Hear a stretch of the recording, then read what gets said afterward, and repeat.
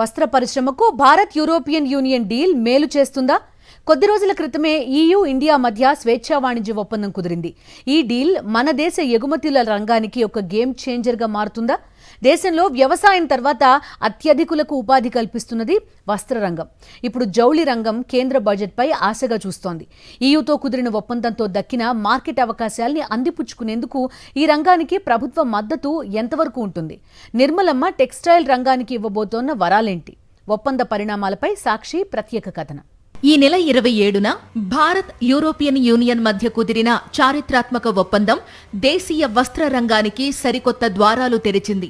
దాదాపు $38 బిలియన్ ఎగుమతి సామర్థ్యం ఉన్న మన టెక్స్టైల్స్ రంగానికి ఈ స్వేచ్ఛా వాణిజ్య ఒప్పందం ఒక సిల్క్ రూట్ లాంటిది. అయితే కేవలం రూట్ ఏర్పాటు చేస్తే సరిపోదు. దానిపై వాహనాలు వేగంగా దూసుకుపోవాలంటే ఇంజిన్ పటిష్టంగా ఉండాలి.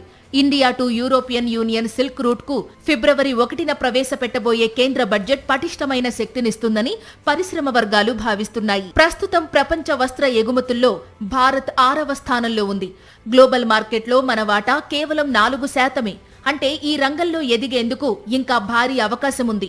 ముఖ్యంగా గతేడాది నవంబర్లో అమెరికా, UAE, EU మార్కెట్ల నుంచి వచ్చిన డిమాండ్తో 9.4% వృద్ధిని నమోదు చేసింది జౌళి రంగం.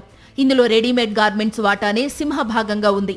యూరోపియన్ వినియోగదారుల అభిరుచులు, అక్కడి కఠినమైన నాణ్యతా ప్రమాణాలను అందుకోవాలంటే మన సెమీ ఆటోమేటెడ్ పరిశ్రమను పూర్తి స్థాయిలో ఆధునీకరించాల్సి ఉంది. టెక్నాలజీ అప్గ్రేడేషన్ కోసం భారీగా రాయితీలు ఇవ్వాలని, MSMEలకు చేయూతనివ్వాలని టెక్స్టైల్ ఎగుమతిదారులు కోరుతున్నారు.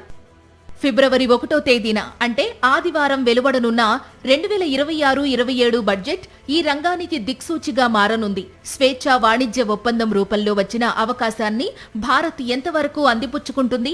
యూరప్ మార్కెట్లలో మేడ్ ఇన్ ఇండియా వస్త్రాలు ఏ మేరకు ఆధిక్యాన్ని ప్రదర్శిస్తాయి? Let's wait and see.